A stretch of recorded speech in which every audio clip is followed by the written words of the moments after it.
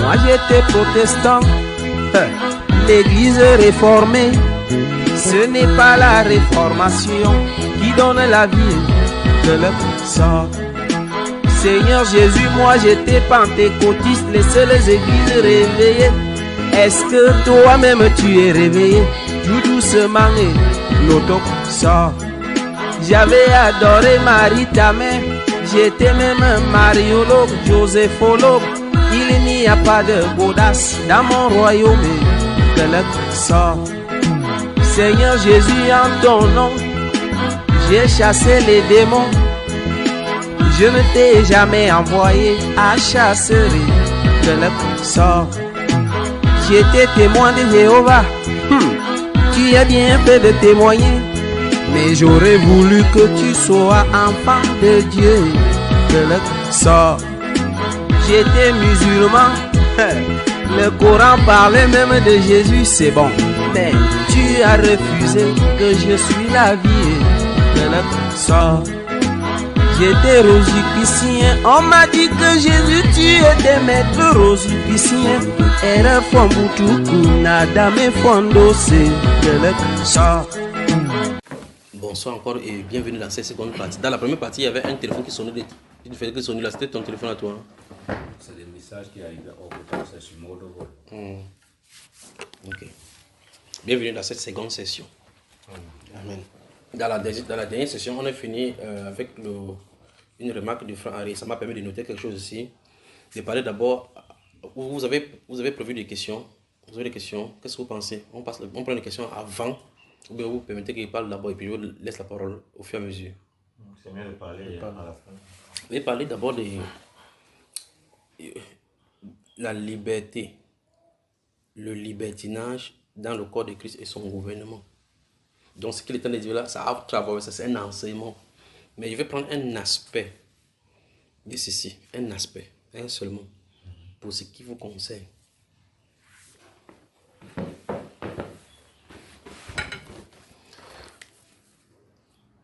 La responsabilité des conducteurs, ou mieux encore les responsabilités des conducteurs.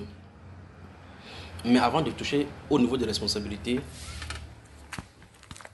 je vais d'abord dire, dans le livre de 1 Corinthiens chapitre 4, ouvrez rapidement là, pendant que je n'ai pas parlé, vous vérifiez cela.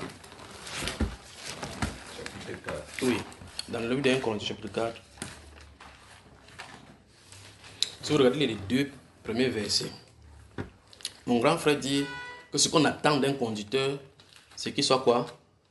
Ainsi qu'on nous regarde comme fidèles. Qu'il soit trouvé fidèle, c'est le résumé là-bas. Oui, le livre. Ainsi qu'on nous regarde comme des serviteurs de Christ et des dispensateurs des ministères de Dieu. Non. Des mystères. Des dispensateurs des mystères de Dieu. Du reste, ce qu'on demande les dispensateurs, c'est que chacun soit trouvé fidèle. Voilà. Donc, ce qu'on demande, voilà, la question c'est qui demande? Le Seigneur. En réalité, quand le Saint-Esprit utilise le mot ici, cette phrase, c'est qu'on demande. C'est-à-dire que c'est qu'on attend de lui. C'est-à-dire que ce que Dieu attend d'un conducteur, c'est qu'il soit trouvé quoi? Fidèle. En réalité, comme je l'ai déjà dit dans certains enseignements, si vous regardez bien ce qu'on exige des serviteurs, en réalité, les mêmes choses sont exigées à tous les chrétiens. Parce qu'il n'y a pas un verset qui dit à un autre chrétien d'être infidèle. Mais le problème, c'est quoi? Le problème, c'est que le modèle de Jésus qui est fidèle se doit de se répliquer dans le cadre de ses conducteurs, les conducteurs qu'il a choisis. Et par conséquent, avec ce modèle-là, c'est la même réplique qu'on s'attend à ce que les autres également vivent. Mais eux, ils sont davantage exigés de Dieu parce que c'est eux qu'on voit en premier. C'est pas ce que je comprends. Il dit, ce qu'on attend d'un serviteur de Dieu, ou bien encore des conducteurs, c'est qu'il soit trouvé fidèle. Donc Dieu attend la fidélité. Ça veut dire que les mots-clés de tout ce qu'on va tourner ici, ce qui nous concerne, c'est les mots-clés.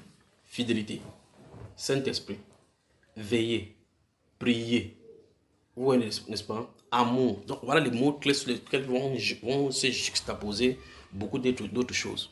Amour, Saint-Esprit, fidélité, veiller, prier. Voilà donc cela.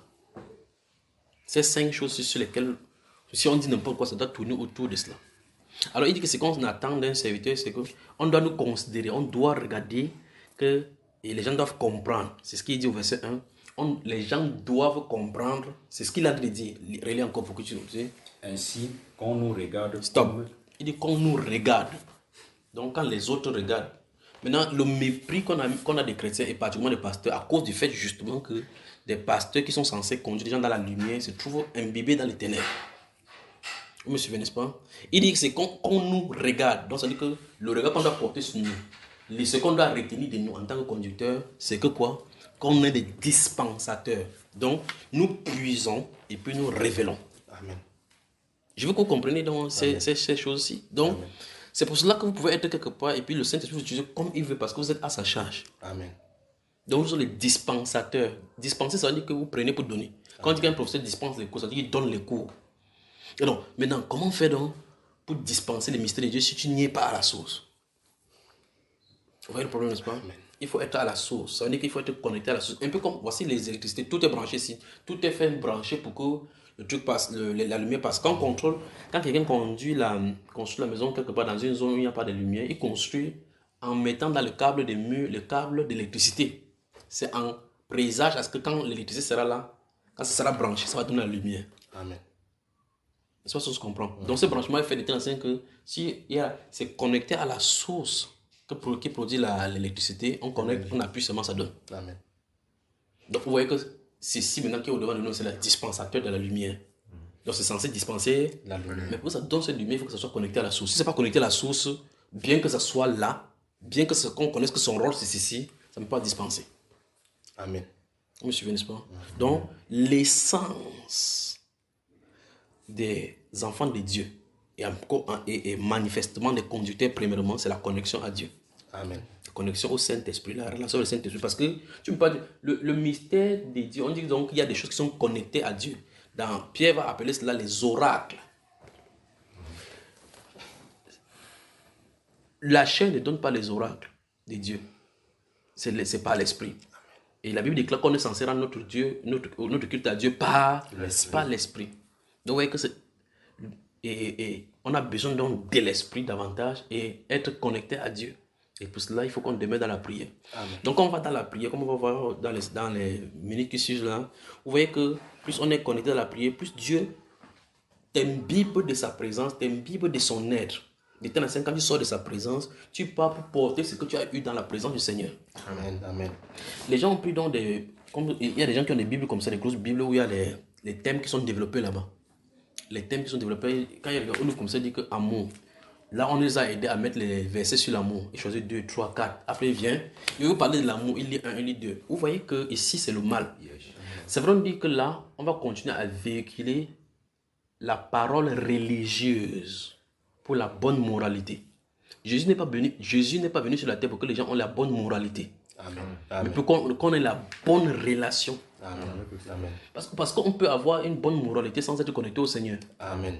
La religion, les autres religions enseignent donc la moralité. Mais la différence entre ce que la Bible enseigne, c'est qu'il est question de la vie de Christ, c'est-à-dire que l'extension de la vie, ou mieux encore de la volonté de Dieu dans l'humanité. Ce qui fait qu'on vit conformément à une volonté qui est tracée.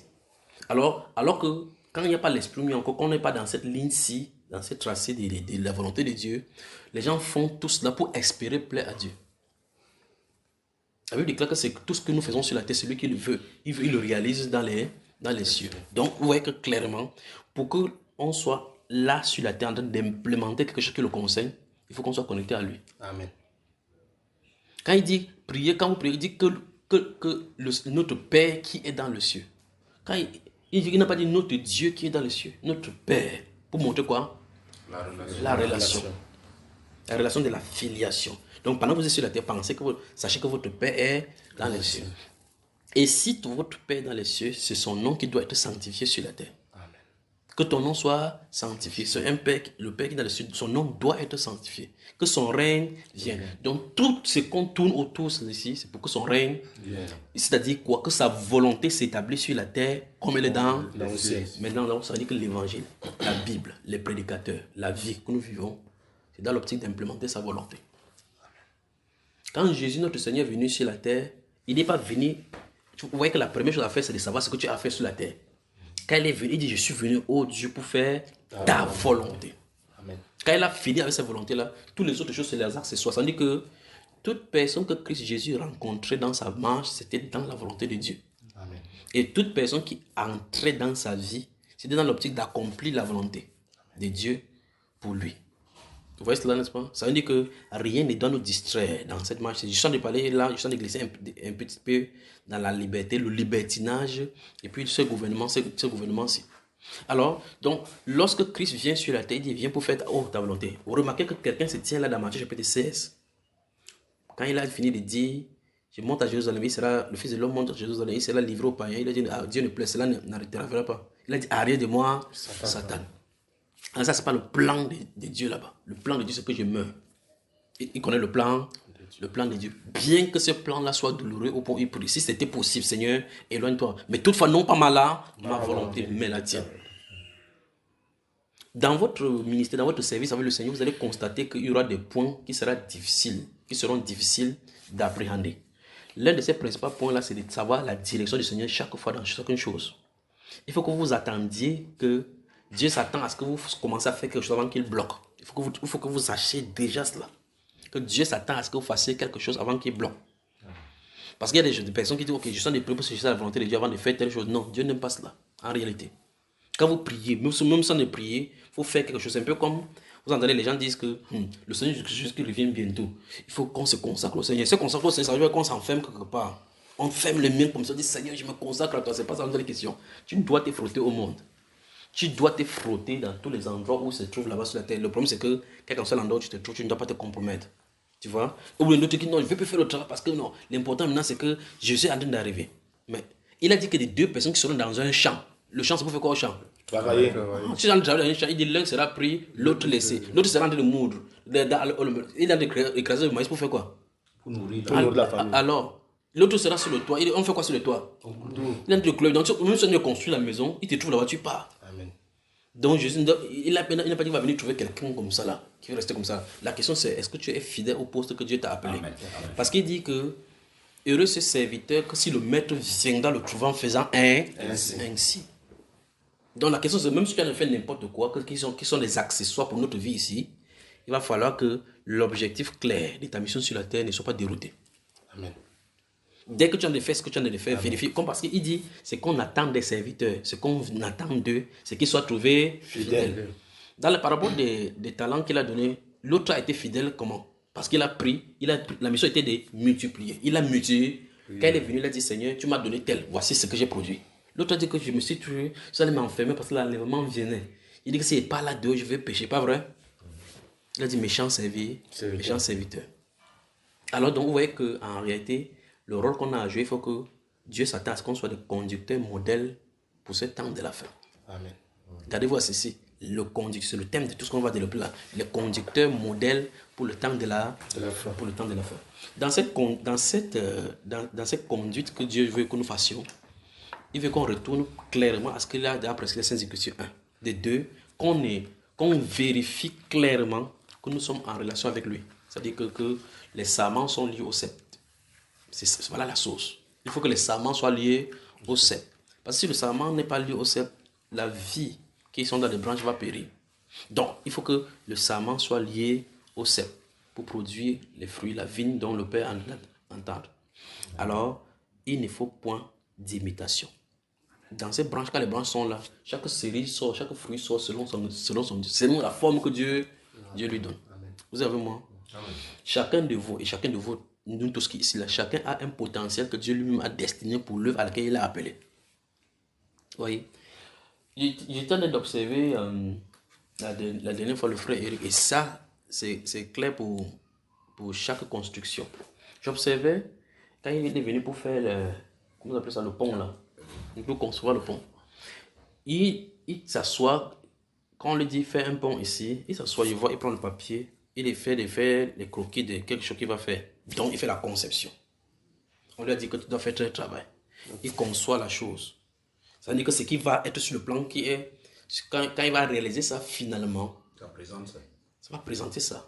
Et quand il prend son stylo, il en a décrit, ça vient de l'intérieur de lui. Donc, ce qu'on voit physiquement, c'est ce qu'il a conçu en lui. Et il réalise cela. C'est la même chose avec l'église du Seigneur. Et quand il fait cela, il écrit, il dit, nécessaire, il dit que barre de fer de 8. Il dit qu'il faut tel nombre de clous, tel nombre de ciment. Il faut le gravier de ceci, tel style de ça. Il fait la comptabilité. Avec ça, maintenant, voilà l'estimation du devis. Il appelle ça le devis. Et puis, on donne. Maintenant, quand il commence à commencer par creuser. Il creuse, il nettoie, il fait la fondation. Je l'observe par la fenêtre. Je l'observe faire. Après, vient le moment où il va prendre le sable mélangé avec du gravier et le ciment. Il mesure. Il sait qu'avec tel nombre de gravier, tel nombre de brouettes, tel nombre de sang, ça ne cause pas tel nombre de sang. Il pèse que ça, il verse. Il met l'eau. Et puis maintenant, écoute bien. Celui-ci, il vient. Je suis à la fin. Après, il dit, allez aider Eric à tourner vous appelez ça tourner le bouton. J'observe la réaction du frère Eric. Il tourne. Celui-ci tourne 1, 2, 3, 4 fois. Après, il met le truc là-bas, il disparaît. La circulation, j'observe. Celui-ci vient, il tape 2 fois comme ça. C'est quoi lui montre que non, tu n'aimes pas ton travail là-bas. Il dépose l'appel et il part. Le frère Eric, là, il travaille doucement. Il fait l'appel. Il fait ceci, il fait cela, il fait cela. J'observe. Ça passe un autre jour, il a de tisser les fers. Là où il va mettre verser cette chose qu'il a de faire. J'observe qu'il a de tisser un fer, 2, 3. J'ai dit qu'il va aller tisser le fer, il le tisse. Regardez mon doigt. Vous avez partout, c'est tordu partout. Mais lui, il tisse comme ça. Depuis des années qu'il travaille, il tisse comme ça. Parce que c'est son travail. Et il fait, il ne se plaint pas. Il est à son poste. Vous voyez? Celui-ci a fait pourquoi? Il a fait pourquoi? J'ai essayé, j'ai fait pourquoi?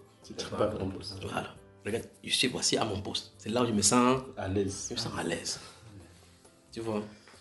Bon, maintenant, supposons maintenant, tu vois que je l'ai envoyé là-bas qu'il n'est pas faire. Il est allé, il a fui. Il n'est même pas venu me dire que, regarde, ce que tu m'as dit là, ce n'est pas mon endroit. Il a seulement disparu. Parce que c'est moi qui l'ai envoyé. Il n'est pas allé par une conviction que c'est une relation. Si c'est la personne qui le concevoir, c'est Eric qui a dit, viens m'aider. Il va venir aider et quitter là-bas selon les règles. Entrer selon les règles, quitter selon les règles. Bon, comme c'était un accessoire, vous voyez, le corps de Christ est devenu le terrain de jeu de n'importe qui. Chacun se lève, se décide, va étudier la Bible, vient, ouvre son église, comment l'enseigner Jésus. J'ai dû attacher 1 fer, 2 fers, 3 fers, mais en fin de compte, on a fini par faire le truc et c'est fini. Donc il y a ma participation là-bas. Mais je ne suis pas un maçon. Tu vois ça, frère? J'ai participé à cette construction, mais je ne suis pas un maçon. Il a tourné. C'est vrai qu'il a tourné jusqu'à un certain niveau. Après, il a quitté. C'est qu'il a tourné finalement. On a fini par tourner totalement. On a versé, ça a assez solidifié. Mais il n'est pas un maçon. Quand on va tourner chaque fois, qui a fait ça, on dit c'est le frère et point. Donc, il y a des gens qui sont des accompagnateurs dans l'œuvre. Qui sont là comme ça. Comme Judas. Judas, quand on dit clairement que pour la récompense du ciel, il va avoir la récompense. Non. Les gens ne sont pas entrés par sa prédication. Ils n'ont pas été guéris. Où est-ce que lui il est? Donc, ce qu'on veut, c'est que chacun soit trouvé fidèle. Donc, vous voyez que fidélité. Alors, quand on vérifie qu'on est connecté à Dieu, la seule chose à faire chaque fois, c'est profiner, nettoyer, approfondir sa relation avec le Seigneur pour voir clair dans ce qu'il nous a assigné. La révélation que Dieu a donnée à Paul, l'apôtre, n'a pas été faite une seule fois. Je veux que vous sachiez cela. Quand le Seigneur lui est apparu, il a dit certaines choses qu'il n'a même pas compris. C'est plus tard qu'il est apparu pour lui expliquer cela. Il a dit que les choses pour lesquelles je suis apparu, et donc je vais t'apparaître encore. Donc la relation de Dieu était progressive au fur et à mesure. Il dit des choses, il lui dit des choses pour qu'il écrive. Vous voyez cela? Ne pensez pas que vous allez comprendre la révélation de Dieu, que voici ce que Dieu est censé faire. Ne pensez pas qu'Abraham a dû accepter de partir de sa famille comme ça là, et aller se promener pendant des années. Il a dû débattre avec Dieu, chose que quand il dit que tu auras un fils, il a dit que non, je sais que tu as de parler comme ça d'Ismaël, que Ismaël vive devant sa face. Quand vous lisez la Bible, il ne dit pas que non, tu parles de qui?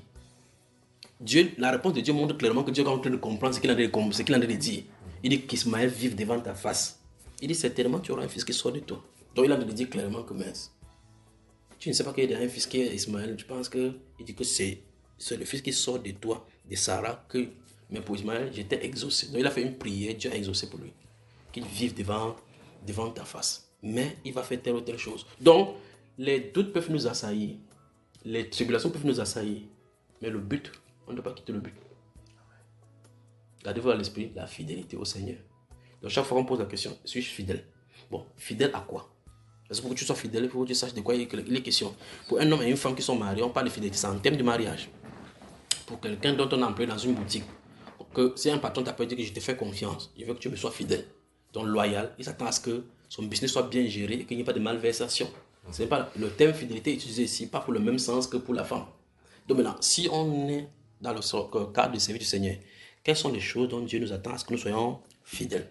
Et il a promis à la Sainte Écriture que celui qui est fidèle pour peu de choses, il va augmenter, il va le confier les grands. Et il dit clairement que si tu n'es pas fidèle pour peu de choses, qui vous confiera les grands? Donc vous voyez que ces choses sont amenées, quand on ne comprend pas ces choses, ça amène des compétitions pour rien dans le corps du Seigneur. Quand vous voyez un serviteur de Dieu, que ce soit à la télévision, n'importe où, chacun est de passer par des difficultés ou quoi que ce soit, n'importe quoi qui arrive, les gens voient généralement, et c'est le propre de l'être humain, quand ils voient la réussite d'un serviteur de Dieu, deux choses. Soit il questionne sa source en prenant le mauvais côté. C'est-à-dire que c'est sûr qu'il a dû mettre la main quelque part. On ne lui donne pas le bénéfice des doutes.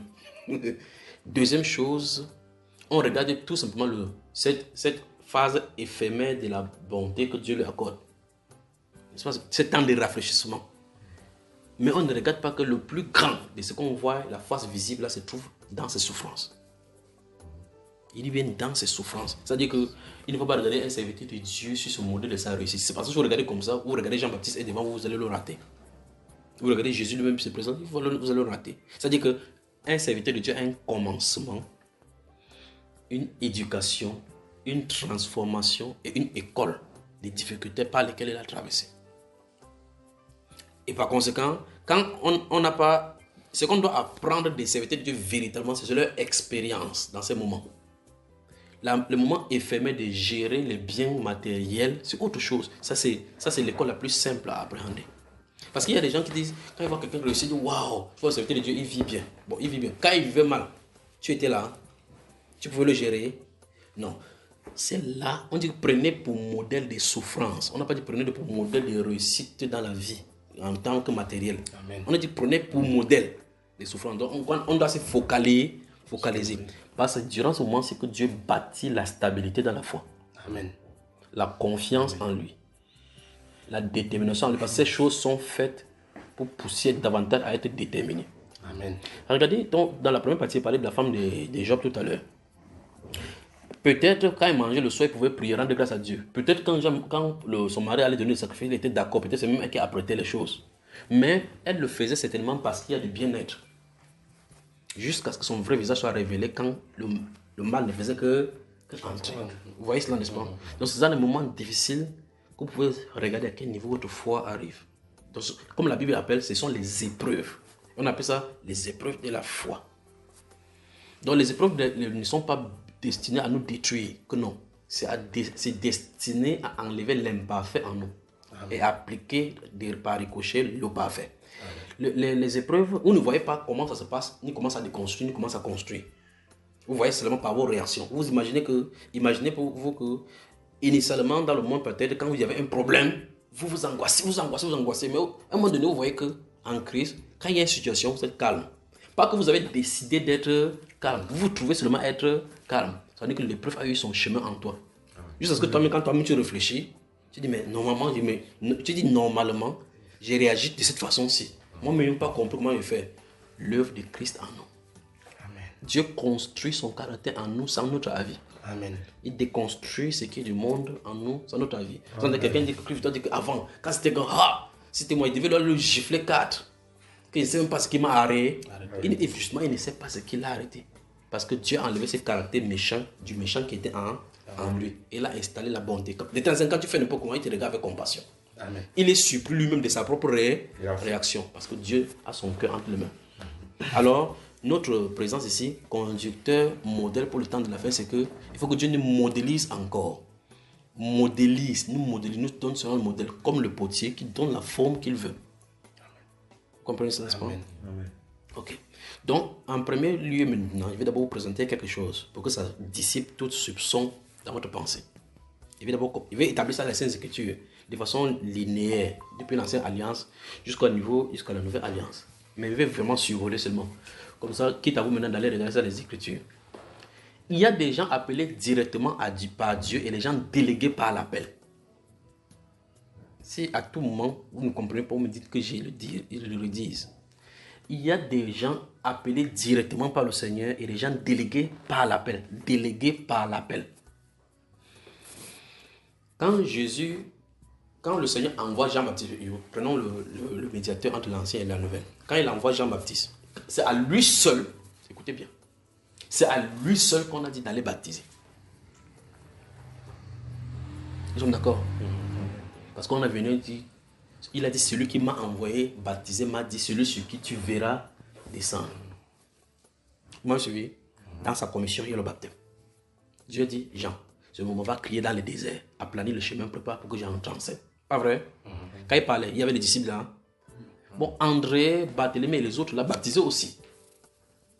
Vous êtes d'accord avec moi? Oui. Voilà, parce qu'on dit que Jean baptisé et ses disciples aussi. Qui les a commissionnés? Jean-Baptiste. Ok. C'est là où on touche les grandes vérités de la Bible. C'est là, ici qu'on touche les grandes vérités de la Bible. Donc, si c'est Jean qui les a envoyés, ça veut dire que Jean leur donne la commission. Il les a délégués. Il les a délégués. Vous avez bien compris? Parce que c'est pour cela que personne n'ira dire que j'ai me suis baptisé le baptême d'André. Et de la même façon, personne n'ira dire que comme c'est André qui m'a baptisé, ce n'est pas le baptême des gens. Vous avez le problème? Amen. Comme maintenant, vous allez baptiser, mais il ne vous est pas dit directement dans la Bible à vous d'aller baptiser.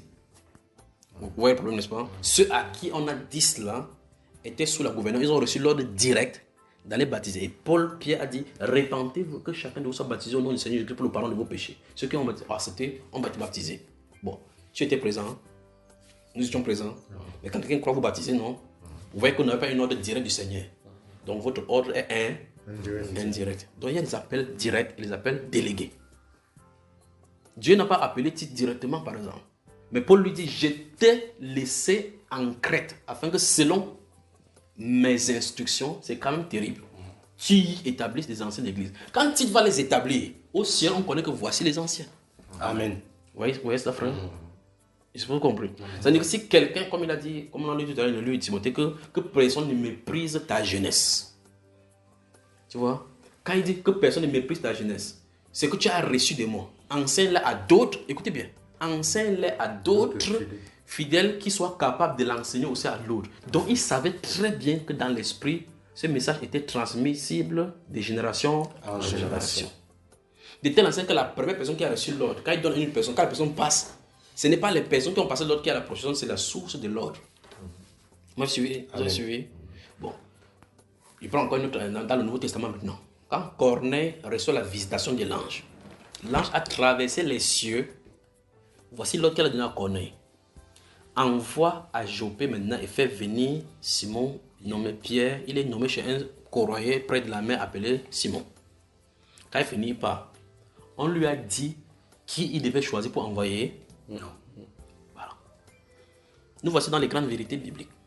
Donc le ciel dit envoie appeler sans dire que envoie tel et un tel. On dit quand l'ange est parti, quand la vision est cessée, je ne sais pas de la Bible parce que vous savez de quoi il est question. Je ne connais pas de l'histoire, vous raconte l'histoire là-dedans. Quand il choisit les serviteurs fidèles pieux qui étaient parmi ses disciples, il n'a pas choisi n'importe qui. Donc ça veut dire que par la relation qu'il avait avec ces personnes-ci, il savait au moins que voici les personnes sur qui on peut compter. Vous avez le problème, n'est-ce pas? Ok. Quand il est choisi, lorsqu'il dit toi, toi et toi, qui les choisi? Mais le ciel dit que c'est lui qui les a choisis. C'est que les Saintes Écritures nous enseignent.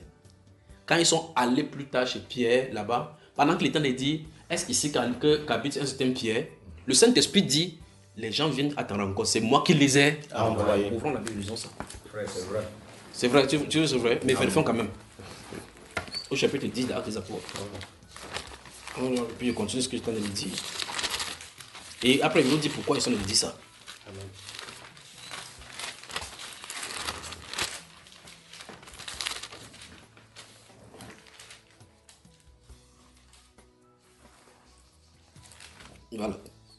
Voilà. Regardons au chapitre 10. Nous sommes au chapitre 10, non? Regardez le verset 19. Une personne lit le verset 19. Et comme Non, pied- non, prenons parce que donc vous lisez le verset 18 d'abord, quelqu'un lit le verset 18, l'autre lit le verset 19, l'autre lit le verset 20. Verset 18. Et demandait à haute voix si c'était là que logeait Simon, surnommé Pierre. Oui, quelqu'un d'autre. Et Corneille Et comme Pierre et comme Pierre était à a réfléchi, réfléchir sur la vision, l'Esprit lui dit, voici 3 hommes te demandent. Combien de personnes? 3 hommes. hommes te demandent. Oui. Verset 20. Lève-toi, descends et pars avec eux sans hésiter, Car car c'est moi qui les ai envoyés. restons toujours dans ce chapitre 10 et regardons quelque chose. Donc le Saint-Esprit dit que qui a envoyé ces 3 hommes-ci. Le Saint-Esprit. Ok, regardons ça. Rentrons quand la vision finit chez Corneille. Voilà. Prenons à partir du verset 3. Une fois de plus, une personne lit, l'autre personne lit, l'autre Même personne lit. chapitre 10. Le chapitre 10 toujours. verset 3. Donc de 3, on va lire de 3 à 8. Donc vous lisez, une personne lit un verset, l'autre lit l'autre verset. Allons-y. Vers la 9e heure du jour, il vit clairement dans une vision un ange de Dieu qui entra chez lui et qui lui dit, Corneille. Les regards fixés sur lui et saisi d'effroi, il répondit, Qu'est-ce, Seigneur? Et l'ange lui dit, Tes prières et tes aumônes sont montées devant Dieu, et il s'en est souvenu. Rapidement, une personne. Envoie maintenant des hommes à Jopé et fais venir Simon surnommé Pierre. Il est logé chez un certain Simon, correilleur, dont la maison est près de la mer. Dès que l'ange qui lui avait parlé fut parti, Corneille appela 2 de ses serviteurs et un soldat pieux d'entre ceux qui étaient attachés à sa personne. Oui. Et après leur avoir tout raconté, il leur envoya à Jopé. Qui a envoyé à Jopé? Corneille. C'est le verset 8 qui nous dit. Qu'est-ce que Corneille? Il dit l'ordre du ciel dit envoie maintenant des hommes. On dit que lorsque l'ange est parti, il a 2 de ses serviteurs et un soldat. Ça fait combien? 3.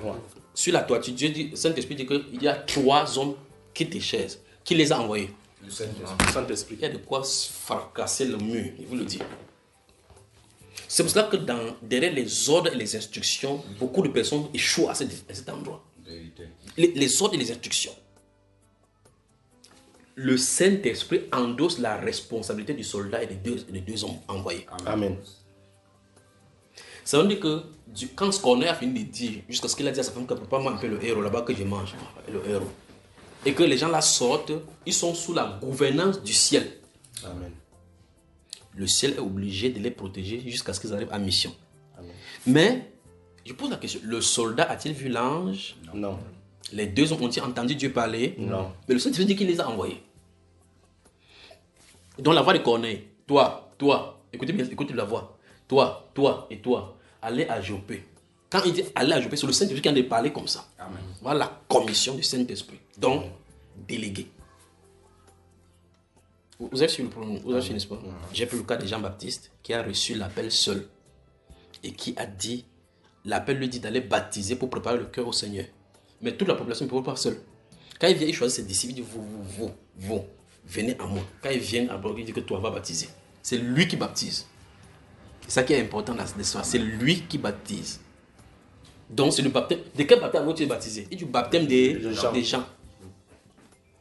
Du baptême des gens. C'est pour ça que si quelqu'un se baptise au nom du Seigneur Jésus-Christ, il se baptise du baptême de Pierre et autres. Donc c'est Pierre, dans le baptême que les pierres ont reçu la commission Amen. des baptisés. Amen. Amen.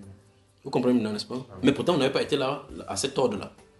Donc, vous voyez que l'ordre est transmissible. Quand quelqu'un est derrière la commission, il suffit, quand vous êtes connecté à la source, vous avez de faire ce qu'il en est, le Seigneur est exactement avec vous. Amen. Vous voyez? Si on prend dans l'ancien alliance, vous allez voir la même chose. Prenons depuis le cas de Moïse. Quand Moïse marchait avec comment il s'appelle? Josué, il monte sur la montagne. Jusqu'à ce que Dieu dit, quand Moïse dit, Josué, prends 2 hommes avec toi et descends sur ce chemin-ci. C'est Dieu qui a de le commissionner comme ça. Vous comprenez, n'est-ce pas? Amen. Mais dans le moment où Dieu il va quitter la scène, il dit, va impose les mains sur lui. C'est-à-dire pour le consacrer à sa charge. Même chose avec Élie et Élisée. Ils sont ensemble, il dit, lave les mains. Maintenant, quelqu'un qui a ses bœufs, imaginez les bœufs qui tient lieu de camion aujourd'hui. C'est-à-dire que quand tu avais le bœuf pour labourer, c'est comme quelqu'un qui a son camion. Il a sacrifié combien quand Élie est venu, mon frère? Il a pris combien pour sacrifier à Dieu? Pour donner pour sacrifice. Il dit Élisée. Et il vient, il jette son manteau sur lui. Il vient, il dit que comprends ce qui a été dit. Il dit que laisse-moi pas dire au revoir à mes parents. Il dit vas-y, viens, mais souviens-toi de ce qui était fait. Et il vient. Ce que vous voyez dans les Saintes Écritures, c'est pas qu'il a fait ça le lendemain, il a commencé à faire comme ça, c'est pas ça. Il vient, il dit, il fait comme ça, il met la main, lave-moi ici là. Il dit lave. Écoutez-moi bien. Lave mes mains, il dit lave. Élisée, prends-moi le bic là. Ouais, le problème, n'est-ce pas? Regarde, il peut prendre son stylo, il jette là-bas, il reste tranquille. Il dit, prends-moi ça. 2 ans, 3 ans, il ne dit rien. Élisée se fâche. Ils sont de donner un scénario. Imaginez, Élisée s'est fâché. Depuis qu'il était derrière mes bœufs, j'ai gagné mon argent. Le type s'est venu dire que je le suis. Mais voici maintenant, il faut que je jette le bic au sol. L'eau à côté de lui, il ne peut pas prendre ses lave les mains, il dit que moi, il vient laver ses mains. Après, il dit qu'il prend ses bottes pour mettre dehors. Il dit là l'apprentissage. Amen. Ce sont les choses que les gens ont ratées justement. Il y a des gens qui viennent à côté et disent que je veux que tu apprennes, la parole de Dieu. Voici la tête des gens. Ce qui est que quand tu viens, je vais t'apprendre les voies de Dieu. C'est que je veux la Bible te dit que tel verset, calme avec tel verset, tel corps avec tel. Tu as vu ça à la révélation. C'est pas ça dont il est question. Écoutez bien, il y a la littérature de Dieu qui est écrite dans la Bible. Il y a le caractère de Dieu qui se trouve dans l'homme. Amen. Le caractère de Dieu qui est dans la Bible, qui est décrit dans la Bible, prend vie dans l'homme pour être visible en pratique. Amen. Amen. C'est pas ce que je sais ici. Amen. Donc, si tu lis sur la qualité de Dieu, c'est comment Dieu a été violent, comment Dieu a frappé telle chose. Ça reste la littérature. Ça doit prendre vie quelque part. Comme nous a transformés. Voilà. Alors donc, quand vous voyez, tu t'assois quelque part, vous remarquez que c'est au milieu donc de l'épreuve que les chrétiens développaient et de l'amour, de la compassion, l'entraide. C'est parce qu'ils vivaient cela. C'est pas parce qu'on venait lire la Bible que le verset dit que... Parce qu'en ce temps-là, il n'y avait pas de Bible sur les versets. C'est leur vie qui était servie d'écriture. Amen. En ce temps, ils vivaient comment? Comment les Thessaloniciens, à qui Paul écrit en disant que vous avez appris de Dieu vous-même comment vous aimez les uns les autres. Et c'est ce que vous faites. C'est pas ça? C'est ça. Parce que quand Paul a constaté ça, il écrit dessus. C'est pas parce que Paul a écrit aux Thessaloniciens qu'ils ont commencé à s'aimer les uns les autres. Donc c'était un style de vie.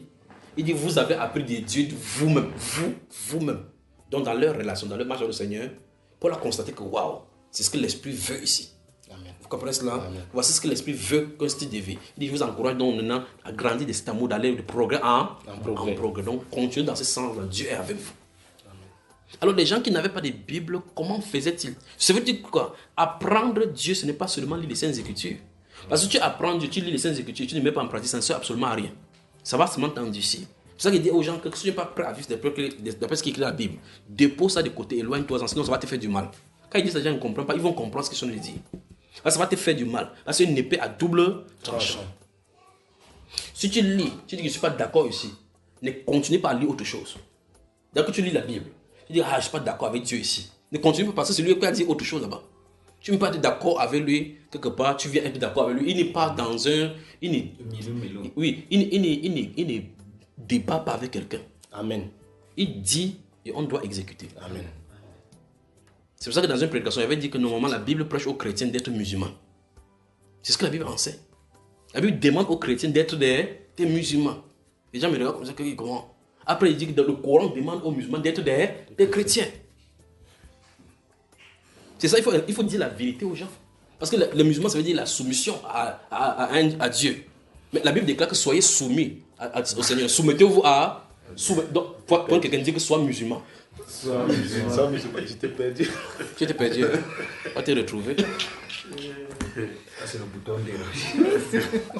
Je vous ai expliqué. Souvent, il dit, il n'explique pas. La Bible enseigne aux chrétiens d'être des musulmans. Il ne dit pas de quoi ils sont parler.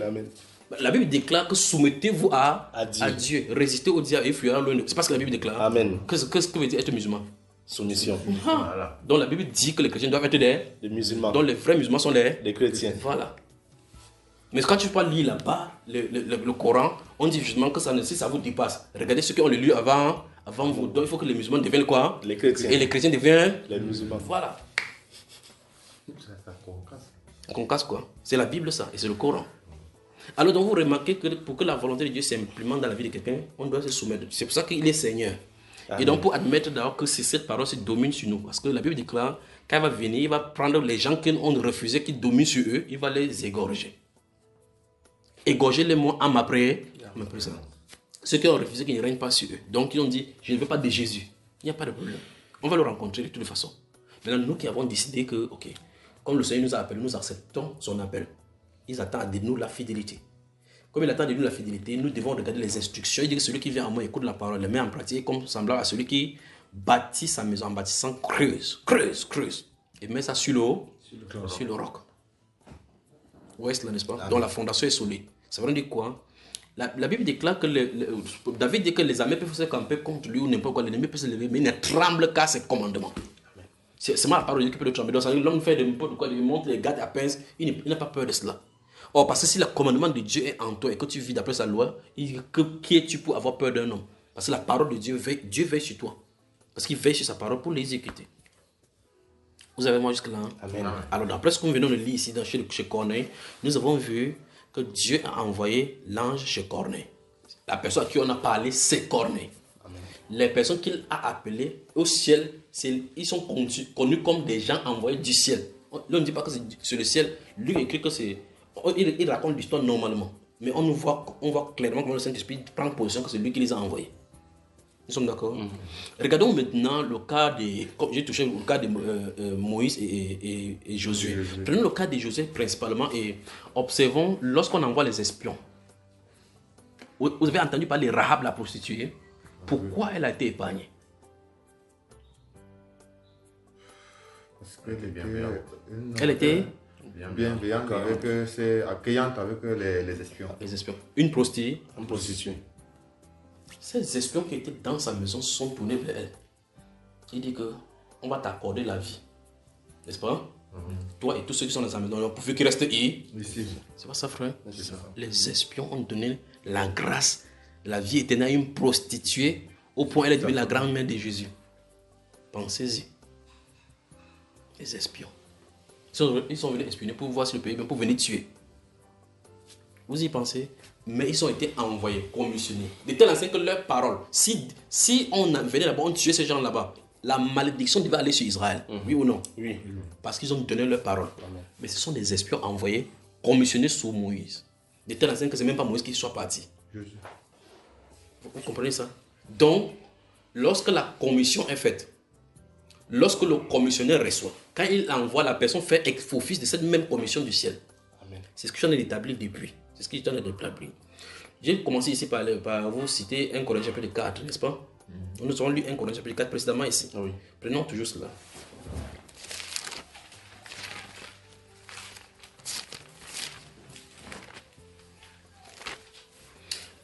Le verset 17, qu'est-ce que ça dit? Verset 17 dit, pour cela, je vous ai envoyé Timothée, qui est mon enfant bien-aimé et fidèle dans le Seigneur. Il vous rappellera quelles sont mes voies en Christ. Amen. Quelle est la manière dont j'enseigne partout dans les églises. Amen. Donc quand il envoie Timothée là-bas, si vous méprisez Timothée, vous avez méprisé le Saint-Esprit. Vous voyez que la première fois que Paul a vu Timothée, Timothée n'est pas directement entré dans son ministère. Il envoie par il va donner la lettre à tel endroit. Il envoie la lettre à tel endroit. Il envoie la lettre à tel endroit. Il envoie que va exhorter à tel endroit. Va régler ce qui se passe là-bas. Va à tel endroit. C'est un jeune. Et quand on lisait Actes chapitre 21, lorsqu'il le rencontre, on dit que voici un enfant. C'est pas Paul qui a prêché pour qu'il soit converti. Comme les gens pensent que quand il a dit l'enfant, que c'est lui qui a amené l'évangile là.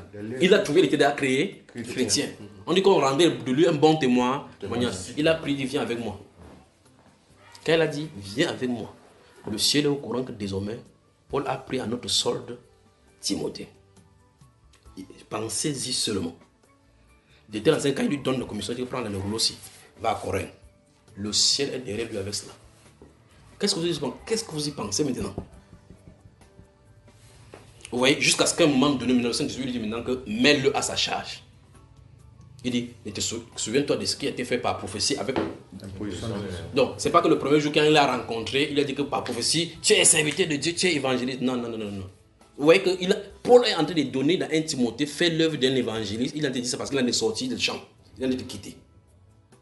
Fais l'œuvre d'un évangéliste.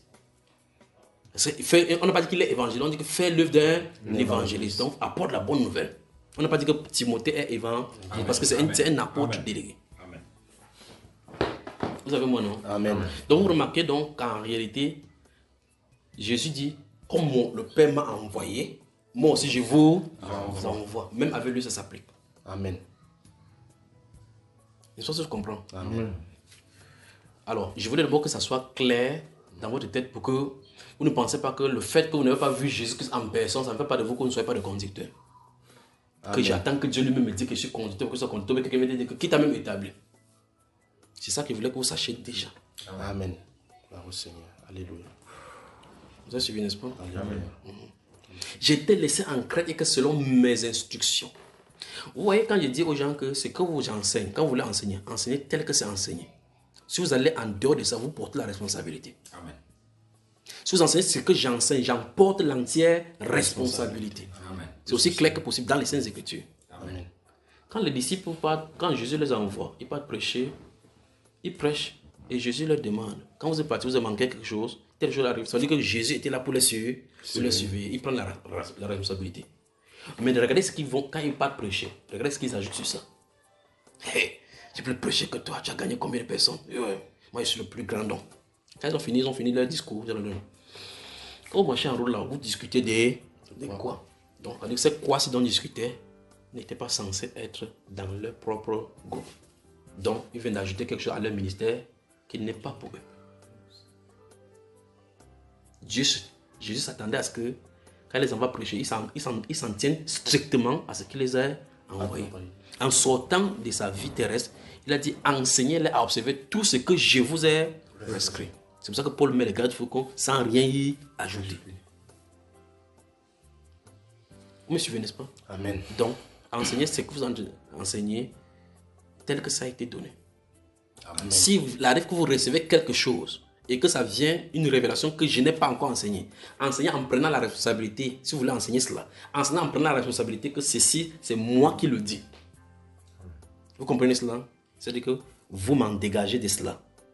Parce qu'il ne faut pas que comme les gens, vous entendez quelqu'un discutant de l'enseignant, après il dit que je suis le frère junior. Mais on entend d'entendre dire quelque chose et que la personne qui écoute les enseignements écoute que ce soit la seule même chose. Vous voyez que c'est le propre qu'on a amené dans le ministère que Dieu m'a donné. Oh Seigneur. N'est-ce pas si vous me comprenez? Voilà. Amen. Donc, il faut faire attention pour que... C'est ce que Paul a dit à Timothée. Que veillez à ce qu'on n'enseigne pas autre doctrine. Amen. Alors, quelqu'un pourrait dire, non, Paul se prend même pour qui? Parce qu'il a reçu la mission d'établir ces choses, que ce soit ainsi. Amen. Donc, il devait veiller à ce que quelqu'un ne sème pas autre chose au milieu qui soit contraire. Il dit à Timothée ici, il a dit que c'est voici la raison pour laquelle il t'envoie, pour que vous le recevez dans la maison, il connaît mes voix, donc il sait ce que j'enseigne. Dans tous les cas, il parle de partout, il sait ce que j'en ai enseigné. C'est pour ça que plus tard, il va lui dire à lui-même, toi, mon enfant, tu connais ma foi, tu connais ma persévérance, tu connais. Combat dans l'œuvre. N'aie pas honte de souffrir pour moi. Et surtout pour le Seigneur et pour les chaînes, ce que Jésus. Parce qu'il y a des gens qui avaient entendu que Paul avait été arrêté. On a dit qu'on a tout dit, le gars s'il prêche, il est un radical, voilà, on a attrapé. Christophe allait parler, l'autre est allé à Damas. Vous voyez, Damas est allé de ce côté. On lui avait toujours dit de ne pas parler contre les choses. Voilà, c'est maintenant. Donc il croit peut-être que le fait qu'on ait mis Paul en prison, ça montre clairement qu'il est en faute devant le Seigneur. Or, justement, c'est le moment de temporisation que Dieu voulait qu'il temporise dans ce ministère. Pour que les soldats le gardent, que quelque chose ne lui arrive pas. Pour qu'il puisse écrire les lettres. Amen. Parce que vous ne pouvez pas emprisonner un chrétien en réalité. Le chrétien prisonnier est plus libre. Parce qu'en réalité, il part en captivité pour libérer les captifs. Amen. Lui, il n'est plus captif. C'est pas ce que vous comprenez. Amen. Quand il dit Paul, prisonnier de Jésus-Christ, il dit qu'avec ces chaînes-ci, c'est Jésus-Christ qui l'a mis en prison comme ça. Alors, donc la prison de Jésus-Christ, c'est une liberté pour lui. Amen. C'est pas ce que tu comprends. Et donc, lorsque vous voyez la façon que la Bible enseigne dans des choses, il faut qu'on fasse attention à la manière que les gens conçoivent des choses. C'est ça qui amène ces choses-là. Donc, si vous avez été désignés comme des conducteurs, c'est pour ça qu'il y a l'autre aspect de ces choses aussi par rapport aux gens qui vous suivent. Il y a des gens qui s'attendent à ce qu'il y ait des titres. Que toi, tu es donc quoi? Comme tu es conducteur, tu es donc quoi? Tu es apôtre ici ou quoi? Ce n'est pas obligé. Ce n'est pas de ça dont il est question. Amen. Ne vous figez pas sur cela parce que le titre ne fait pas votre mission. Amen. C'est la fidélité qui remplit et vous présente dans votre mission. Amen. D'accord. C'est pour ça que vous allez dans la Dieu, vous entendez que toi, tu es quoi? Ils cherchent le titre. Parce que le monde les a amené. Le titre pour eux, c'est important. Amen. Vous me suivez? L'œuvre de Dieu, on doit voir l'œuvre de Dieu en nous. comme quelqu'un me pose la question que tu parles de ta propre nouvelle naissance. Il pose la question, est-ce que tu connais la nouvelle naissance? Si tu connais la nouvelle naissance, parce que l'un m'a enseigné, je connais la nouvelle naissance de la Bible. Après avoir connu cela, observe dans ma vie. Observe ma vie. Parce que si tu connais l'ancienne naissance, tu peux connaître la nouvelle naissance. Si tu connais la nouvelle naissance, il faut observer la vie de la personne si ça colle avec la nouvelle naissance. La nouvelle naissance, tout comme on ne peut pas imiter l'ancienne naissance, on ne peut pas imiter le nouveau. Quelqu'un peut fabriquer sa propre naissance. Non. Est-ce qu'il y a les épreuves que ce sont les nés de nouveau qui puissent y traverser? Alors, je peux avancer maintenant. Amen. Dans ce gouvernement-ci, Dieu vous appelle ministre de justice. Je veux que vous y pensez seulement. La Bible n'a jamais dit que la politique élève un pays. Ou bien que l'armée élève un pays. Mais elle a dit quoi? Que c'est la justice qui élève une nation. Amen. Donc en réalité, si vous regardez au sens propre, la personne la plus élevée dans le pays, au sens du gouvernement de Dieu, c'est le ministre de justice. C'est le ministère de la justice. Parce que sans la justice dans un pays, toute la corruption est là. N'est-ce pas, frère? Amen. Donc tu es Laurent Esso, le cœur du pays. C'est pas ça, frère? Amen. Mais, qu'est-ce que Dieu attend dans des ministres des juges, De justice. de justice? Tu vois très bien que on a l'aspersion du sang de Jésus-Christ à asperger. C'est-à-dire que la justice qui est dans le sang de Jésus-Christ doit s'appliquer sur nous. Et nous propageons le même mystère, comme il a dit là, dans ce qui est contenu dans l'œuvre de la croix. Amen. Le ministre de justice. C'est ce qu'il dit là. On aura une troisième partie, on va développer ceci. Alors, donc il y a une chose à comprendre. Mis à part en tant que conducteur, et les autres doivent comprendre le respect de cette autorité. C'est pour ça qu'il parlait de liberté, libertinage dans le corps de Christ et dans son gouvernement. Et comprendre son gouvernement. Parce que quoi? En réalité, Christ nous a libérés, délivrés. Mais les gens confondent cette liberté maintenant comme étant un libertinage. De tel enseigne qu'on croit qu'en réalité, dans le corps de Christ, n'importe qui peut faire n'importe quoi. Ou bien faire n'importe quoi. Vous voulez que j'avance un peu, je donne un peu le morceau. Amen. À celui qui nous a délivrés de nos péchés, qui a fait de nous un royaume, Le sacrificateur. pour Dieu, Son Père. à lui soit la gloire au siècle des siècles. Amen. Une femme lit ça, elle dit quoi? Une femme lit ces versets, elle dit quoi? Sacrificatrice. C'est ce que la Bible dit. Non. Bon, elle est obligée de lire quoi? Sacrificateur. Elle est quand même sacrificateur. Donc nous avons des problèmes ici. Là, nous avons des problèmes. Vous concernez le problème? Donc, est-ce que ça concerne les femmes? Non. Donc là, nous avons des problèmes. Mais il nous a délivrés de nos péchés. Amen. Ça, c'est vrai. Mais il a fait de nous un royaume de sacrificateurs pour Dieu. Son Père. Mais à la race d'Aaron, tous étaient des sacrificateurs. Non. Et on a un problème là. Il y a une classe d'entrée. N'est-ce pas ce que je comprends? Amen. Voilà, donc nous avons un problème ici. Vous voyez que si on n'a pas compris, on a dans le libertinage, parce que chacun prendra ses versets et dit qu'il a fait de nous tous un royaume de sacrificateurs. Mais que dit les Saintes Écritures? Et Dieu a fait premièrement, a établi premièrement dans l'église, premièrement Les apôtres. Les prophètes. oui, Les les évangélistes. docteurs, et Les puis docteurs. après ceux qui ont le don de secourir et autres là maintenant. Le gouvernement de Dieu.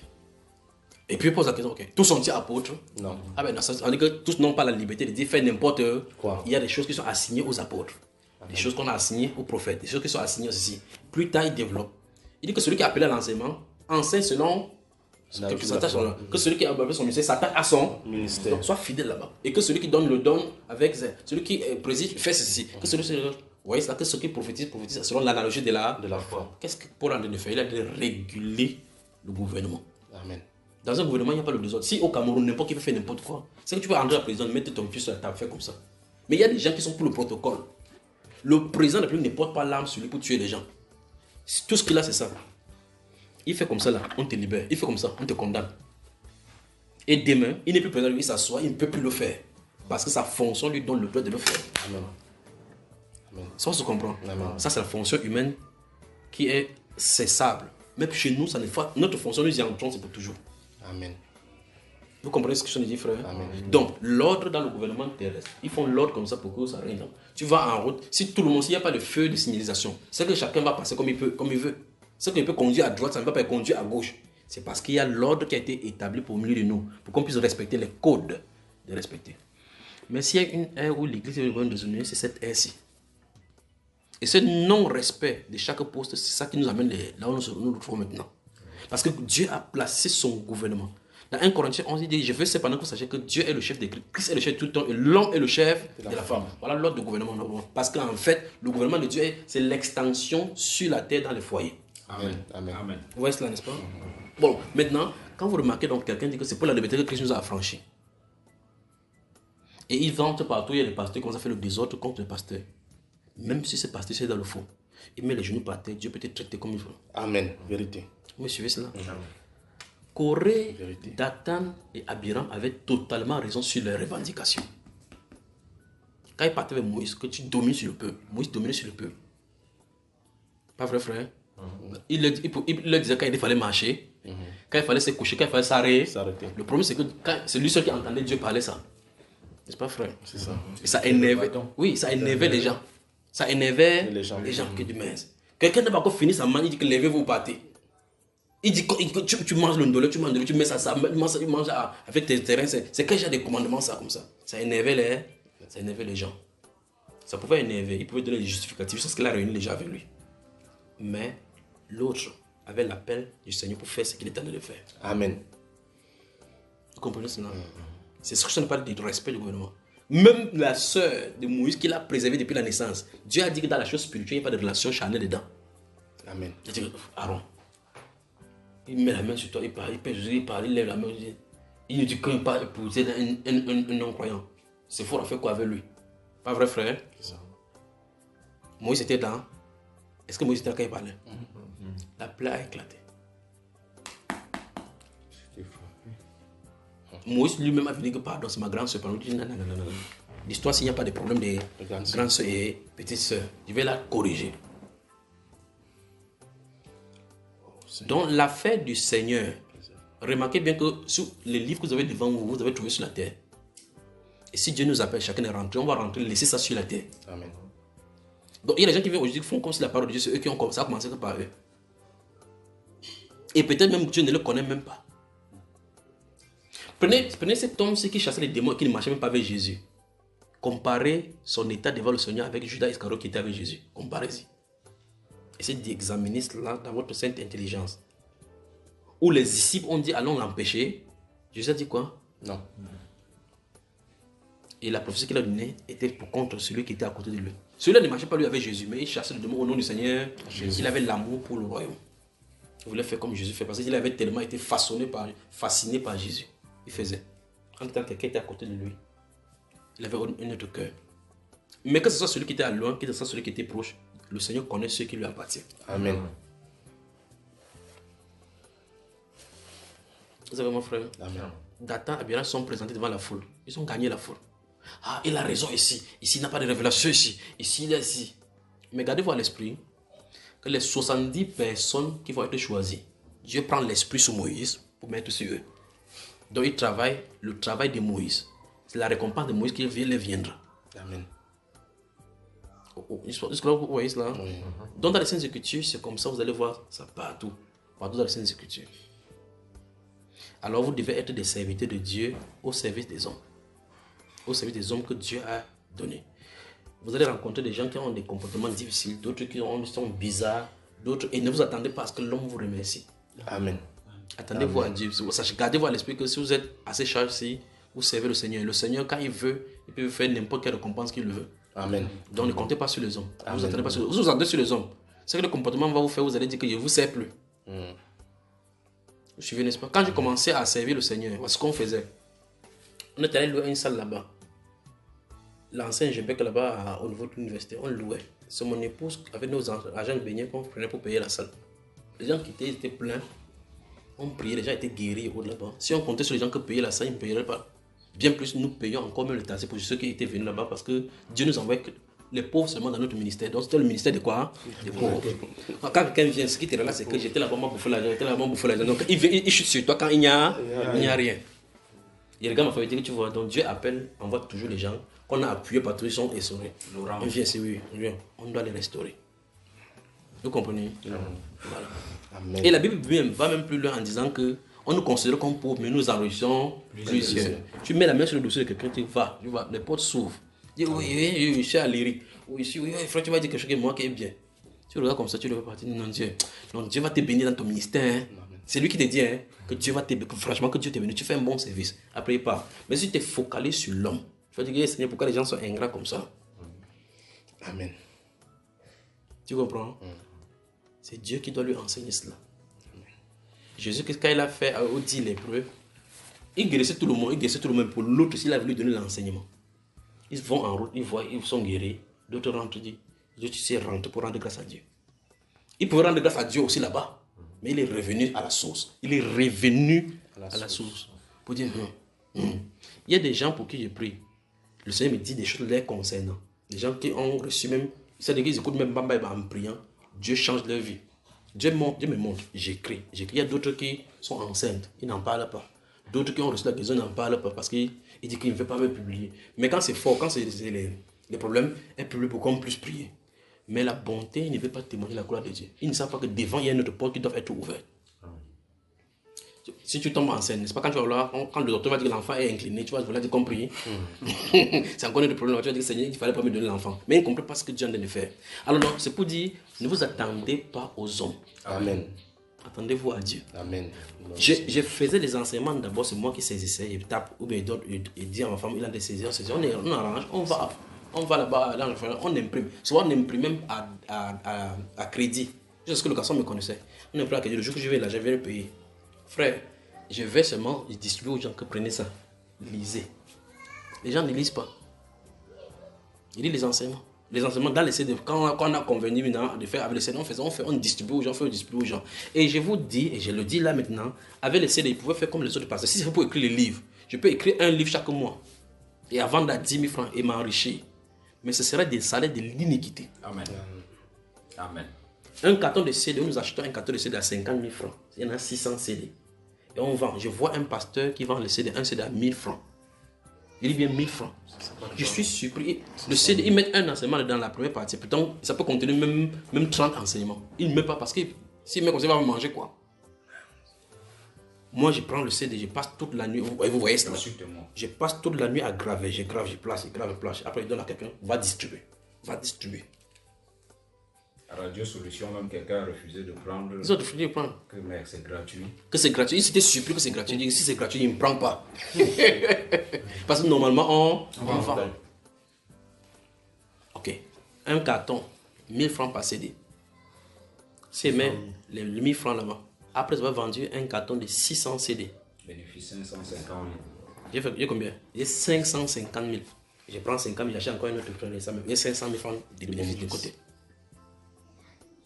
Je pouvais faire n'importe quel genre de techniques là-bas pour m'enrichir. Je peux réécrire la Bible avec des corrections. Mais je ne dois pas le faire. Amen. C'est parce que Dieu m'appelle à faire. Amen. Si j'écris, je fais les CD, je vends. Et qu'il dit que non, parce qu'il y a le support, parce qu'il y a ceci. Dès le départ, j'écrivais les 16 essais et distribuais aux gens. Il y a des gens, vous pouvez demander seulement aux gens, s'il vous plaît, quand vous prenez ça là, photocopiez vous aussi pour me donner un exemple comme ça. Ça, est-ce que d'autres personnes viennent pour la prochaine fois qu'on le donne aussi photocopie pour que les gens aient ces enseignements. Ils pensent que c'est pourquoi au juste que je le fais. Parce que j'avais le regard sur le Seigneur, pas sur eux. Amen. Vous me suivez? Amen. Quand en 2012, quand on devait prêcher à la conférence là-bas, la réforme de l'église, ma femme dit, oh, comment on va faire? Tu sais que ce n'est pas la volonté de Dieu qu'on parle de cela. Je dis, oui, je sais. Mais j'ai demandé la grâce au Seigneur parce que ce n'est pas eux, ceux qui sont dans la salle qui veulent parler, mais on veut parler au monde. Parce que ça va aller dans le monde. Nous sommes en 2012. Et ces enseignements ont béni les gens jusqu'à aujourd'hui. Imagine que les grâces que Dieu nous donne, on commence à les vendre. La connaissance, on a reçu ça on a acheté la connaissance, frère. Non. Donc faites attention avec vous, avec les femmes et avec la cupidité. Je vous ai raconté l'histoire il y a des choses qui me choquent depuis, en tout cas ça ne peut plus me choquer maintenant parce que personne ne peut me faire ces bêtises là. Parce que quand j'étais jeune chrétien là-bas, je n'aimais pas entendre que quelqu'un souffre quelque part où il y a le démon quelque part. S'il y a le démon quelque part dans la maison, ça doit sortir.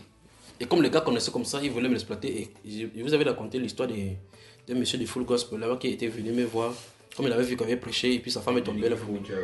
Oui. Il a dit que 10 semaines, un oui. Il regardait comme ça. Il dit, ok, il m'avait prié. Dès que je me suis mis à genoux, Dieu a dit que la ferme. Il dit qu'il y a de ces choses aussi. Dès que je me suis mis à genoux, il dit, Père, la ferme. Je me suis levé, la prière était terminée. Tu imagines donc que l'homme te dit, ok, tu vas aller aux États-Unis, on te forme là-bas, on te met dans une grande église. Tu vois, voilà l'homme. Quel est le projet qui se cache derrière?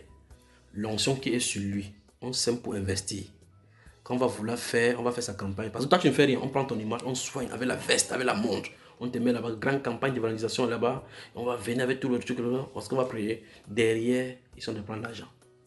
On dit que la place pour s'asseoir, on dit que non, la traite est gratuite. Mais pour s'asseoir sur les chaises là-bas, les chaises là, on loue, c'est 100 francs. Chacun donne 100 francs. Puis on dit ce moment de réforme, on va faire ceci, on va faire, il faut faire l'homme de Dieu. Et l'onction est attachée avec la cupidité. Il ne peut pas que ça ne tâche pas à moi et que ça ne tâche pas à vous. Amen. Alors cette nuit-là, on est allé il y avait une famille qui était possédée là, on a prié toute la nuit là, on a commencé vers 22 parce qu'il était quelque part, on a prié. Vers le matin, temps de prier, on est dans notre classe parce qu'ils étaient, c'était comme le singe partout parce que tout le monde, de la maman au papa ou tous les enfants, c'était fort là-bas. Parce qu'il avait fermé la porte, il a mis la clé dans ma chambre. Il dit que personne ne sort d'ici. On a prié vers 5 heures. J'entends des ballons qui sortent, je lève les mains comme ça, je tourne, frère, je n'oublierai jamais ces jours-là. Je lève les mains au Seigneur, merci pour cette délivrance, merci pour... J'entends derrière moi donner le panier pour la délivrance. La personne, là où il a parlé, il était vers la porte de la sortie. Je me suis plus tourné, il était continué moi là on s'en là pour rendre grâce. Seigneur, je te remercie. Mon cœur était brisé. Mais Dieu voulait me faire comprendre qu'au milieu des chrétiens, tu vas trouver de tout genre. C'est ce que j'ai appris là-dedans. Parce qu'avant, quand j'étais chrétien, moi je lui faisais confiance. Il dit, ça c'est un chrétien, on va travailler ensemble. C'est pour ça qu'il pouvait m'inviter que va prêcher, il m'avait prêché. Viens prier, viens prier. Mais Dieu a commencé à me faire comprendre que les gens ne sont pas chrétiens de la Bible comme tu penses. Amen. Certains, ils sont pour leur propre intérêt. Amen. Donc, il dit délivrer les gens. Il dit que mettez le panier, ce serait la fille est passée ici à droite, allez prendre le panier, mettre là-bas. Mais ça, ce sont les incroyants là maintenant. Et voici que quelqu'un qui est chrétien, c'est la première fois qu'il y a une relation avec lui. Je commence à voir donc maintenant ce qui le motive. Avec qui tu vois cela? La personne qui est connectée derrière lui, plus tard, attends, je vais vous raconter les histoires. Et puis, quand il fait comme ça, comme c'est la nuit, on rentre. On fait le condamné. Je n'aime pas, même le truc là, j'ai même le panier, pas regardé. Le matin, quand on finit d'aller dormir, le matin, il vient dire que parce qu'il y a un qui me connaissait et l'autre qui le connaissait, il est venu me voir pour dire qu'il y a telle famille. Celui-là, c'est un gars bafant, il avait mis les pieds derrière les verres comme ça. Il est comme ça là. Je viens chez lui, il me dit, voici ta part de... Donc c'est les retombées du ministère. Il dit quoi? Il fait comme s'il ne connaît pas, il dit quoi? Il dit l'offrande de Dieu. Il dit non, vraiment. Si je dis comme ça, c'est quand dans mes parcours, je dors partout, j'en fais partout là-bas. Je n'ai pas où dormir, je n'ai pas où manger. Mais je préfère vivre à famille que de prendre ces gens d'argent. Je lui ai dit, non, prends. Il dit, non, prends ta part, ça c'est ta part, homme de Dieu. Il dit, non, prends. Il dit, toi, prends. Je ne peux pas le dire parce que je ne connais pas sa moralité ni sa mentalité. Il dit, prends. Que ça reste entre tes mains. Je ne peux pas toucher ça. C'est les B à bas que le Saint-Esprit a pris ici. C'est un salaire de l'iniquité. Après, celui qui était venu me voir pour l'amener, vient un de ce jour encore, il se fâche, il dit qu'est-ce qu'il a fait? Il a fait quoi? Il dit non, il exagère quand même. C'est entre eux, ils ont partagé l'argent entre eux. Mais il dit qu'il y a une femme qui dit qu'elle a un problème là-bas dans le marché. Il vient, il tord les verres comme ça, il dit que tu vends quoi dans ton marchandise, dans ta boutique. Il dit que donne un dixième de tout. Donc il est venu avec un gros sac.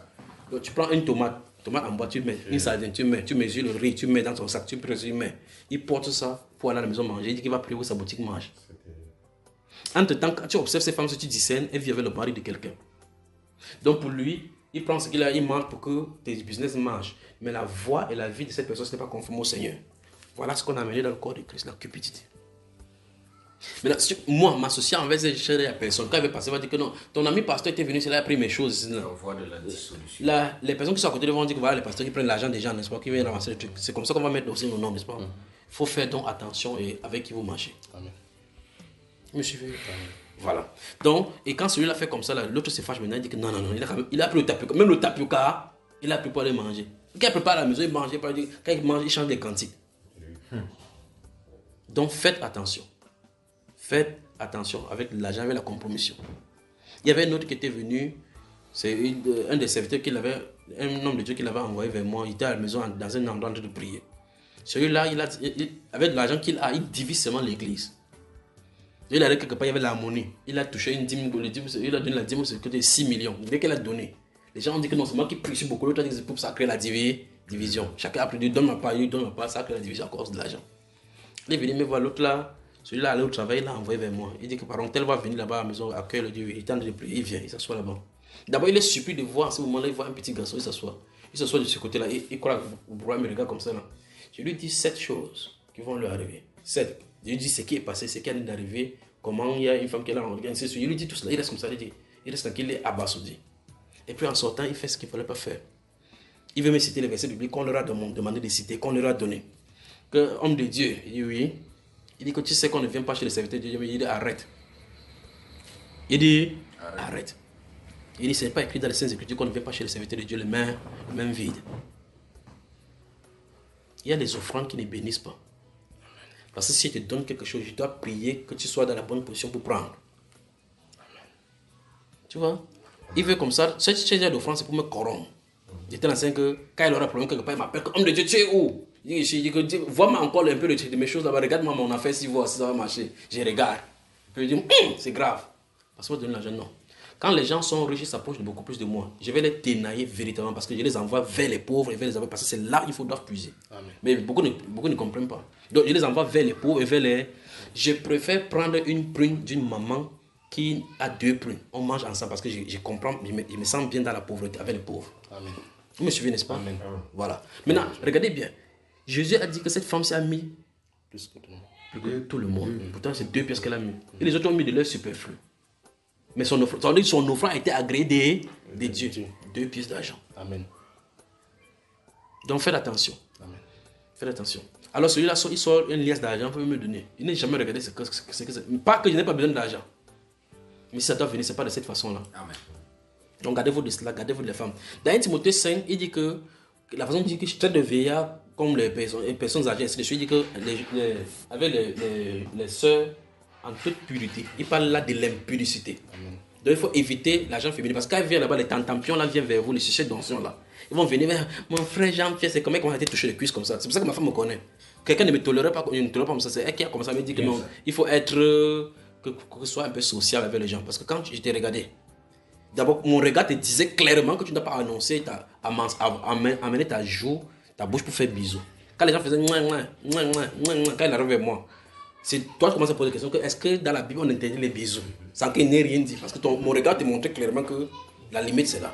Amen. Et je crois qu'il faut qu'il revienne encore vraiment sévère comme ça là. Amen. Alors préservez-vous de ces choses-ci. Quelqu'un va venir dire que mon frère, pardon, embrasse-moi, je suis fatigué, pour te mettre les 5 sur toi.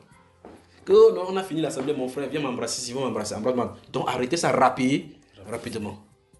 Parce que quand une pensée de sexuelle est injectée dans ton esprit pour le faire sortir, tu vas voir de quoi il est question.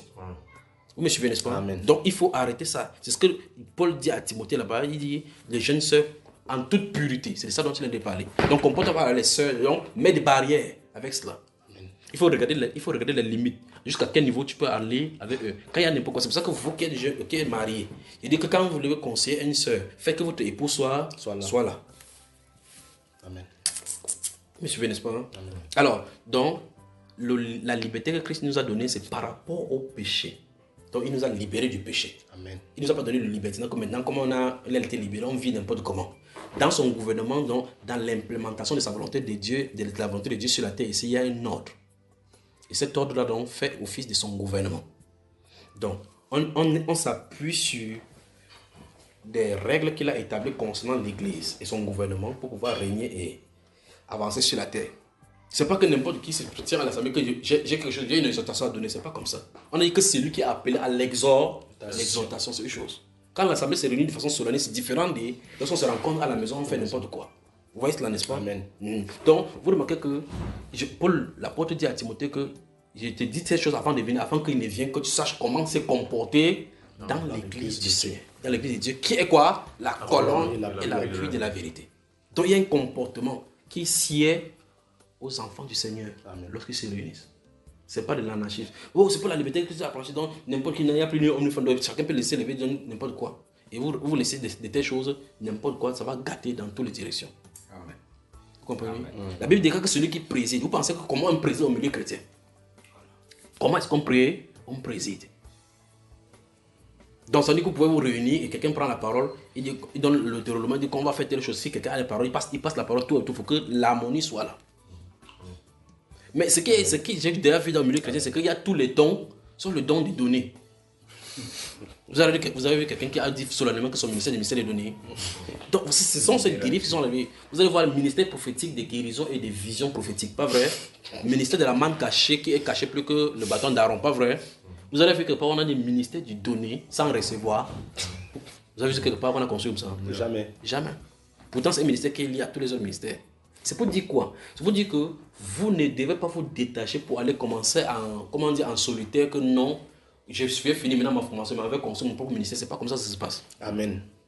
Gloire au Seigneur. Il y a une chose que j'en ai observé dans le corps de quelqu'un bientôt, dont bientôt je vais parler. La façon que Dieu fonctionne dans l'église locale est terrible. Mais on a tellement embrouillé les choses avec les dénominations, avec les organisations, au point où, quand les gens sortent de ces choses-là pour vivre la vie de Christ, c'est difficile pour eux.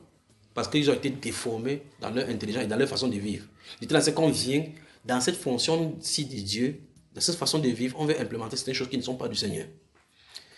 Et donc, quand vous voyez, Dieu commence à vouloir faire quelque chose, il faut que chacun prenne garde. Quand il dit, les écluses du ciel vont s'ouvrir et la pluie va descendre, il faut que chacun prenne garde. Amen. Parce qu'il peut tuer. Amen. Et il va tuer. Vous me suivez, mes frères? Amen. Alors, il faut que chacun se prépare dans son domaine. Chacun se prépare. Continuez seulement votre service comme il se doit. Que le Seigneur soit avec vous dans ce domaine-là. Vérifiez seulement que vous êtes fidèle. Et surtout, je m'en désengage à chaque fois que vous dites quelque chose que je n'ai pas dit. Amen. Amen. Si vous ne comprenez pas quelque chose, si vous recevez quelque chose et vous me jugez fidèle au Seigneur, que je suis votre frère, venez partager. Amen. Je vois si c'est dans la Bible, on regarde ensemble si c'est dans la Bible. Si c'est une révélation que le Seigneur vous donne, on regarde là-bas. Si c'est bon, vous dispensez. En dehors de ça, vous avez quelque chose à faire. On a une ligne, canevas à tracer, c'est le Saint-Esprit. Amen. Donc tout ce qu'on doit faire, ça doit concerner le Saint-Esprit. Quand il vient sur la scène, on ne dit pas à quelqu'un ce que tu dois faire. Tu sauras ce que tu vas faire. Amen. Que Dieu vous bénisse. Amen. Des questions? Que le Seigneur te bénisse, mon frère. C'est le premier volet comme ça, il n'est même pas encore fini. C'est le premier volet. Donc s'il arrive que nous allons prendre encore un autre jour, on va prendre un autre jour encore. Oui, mon frère. Oui, Freddy. Remarquez que je ne vous ai pas parlé des ministères de l'esprit. De ce qui sort de la bouche de quelqu'un quand il parle. De quand on regarde. Comment examiner quelque chose. Quand vous entendez que chaque fois il dit là qu'il vit qu'il avait la foi pour être guéri. Comment on fait pour voir toutes ces choses? Qu'est-ce qu'il faut faire? Oui, mon frère. Merci, mon frère. Je prends la parole, en fait, c'est pour dire quelque chose que j'essaie de partager avec mes frères ici. Moi, je dis que je n'ai pas la bonne appréhension de la chose. Donc, je voudrais savoir s'il est permis. Donc, je suis parti sur le fait que j'ai dit aux frères que je ne sais pas, parce que dans mon esprit, il est troublé, sur les témoignages. Je voudrais savoir, est-ce qu'une femme peut témoigner à l'assemblée? Parce que moi, je vois sur le témoignage, derrière le témoignage, il y a l'instruction et l'enseignement. Et ce qui me fait réfléchir ici, c'est beaucoup plus sur le plan, le volet enseignement. Est-ce qu'il est donc permis à la femme de témoigner à l'assemblée? Est-ce qu'il y a un verset qui l'interdit de témoigner? Non. Voilà, en droit, quand il n'y a pas quelque chose qui est interdit, ça veut dire que c'est acquitté.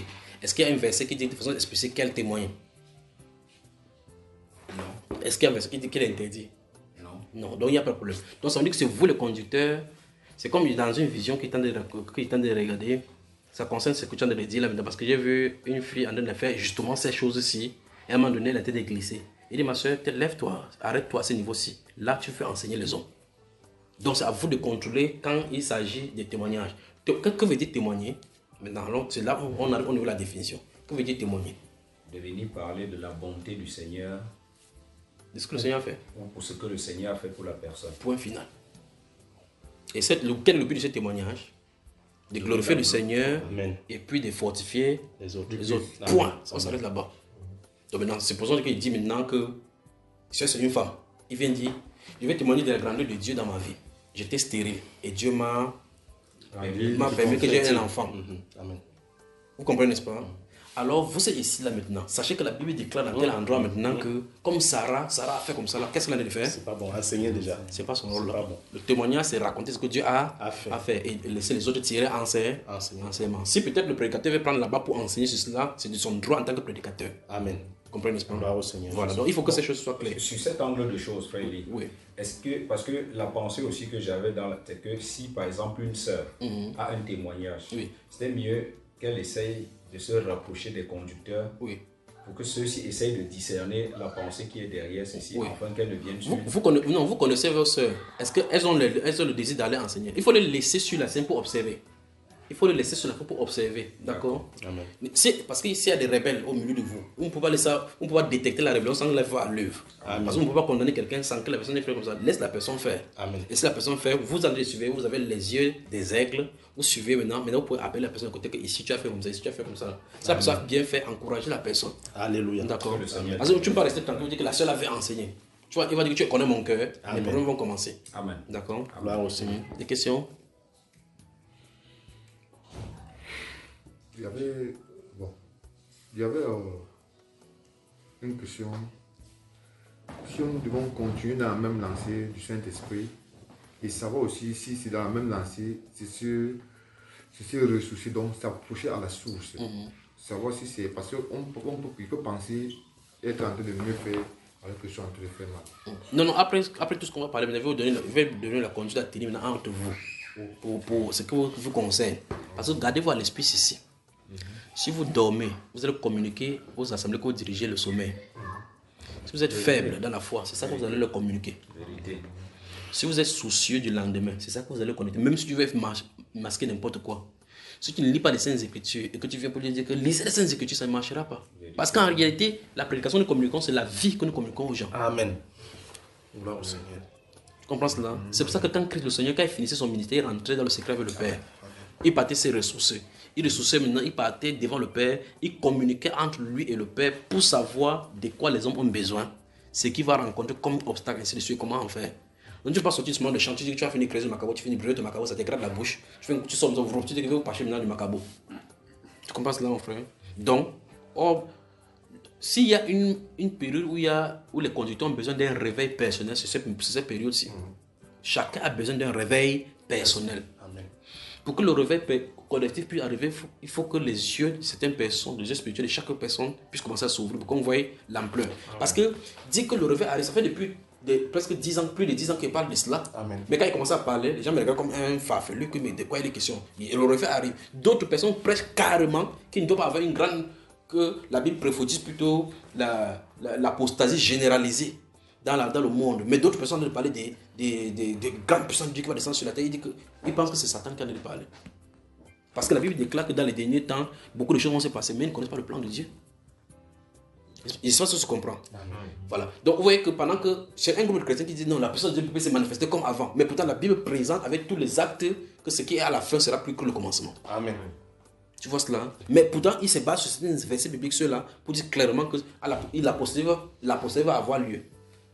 Vous comprenez cela? Dans les derniers temps et autres d'abord. Mais il croit que c'est en fait, c'est dit de telle enseigne que l'Esprit ne doit pas se manifester.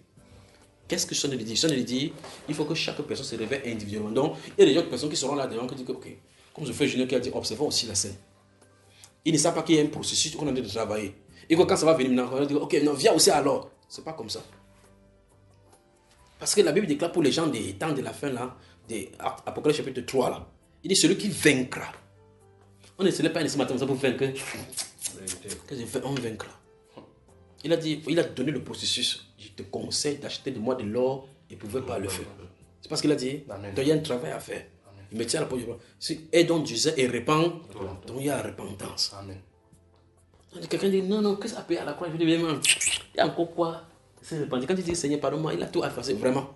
Mais il dit répands-toi. Donc vous voyez qu'il y a un travail à faire. Alors, donc, il faudra saisir d'abord la chose, la portée de la chose qu'on est en train de faire.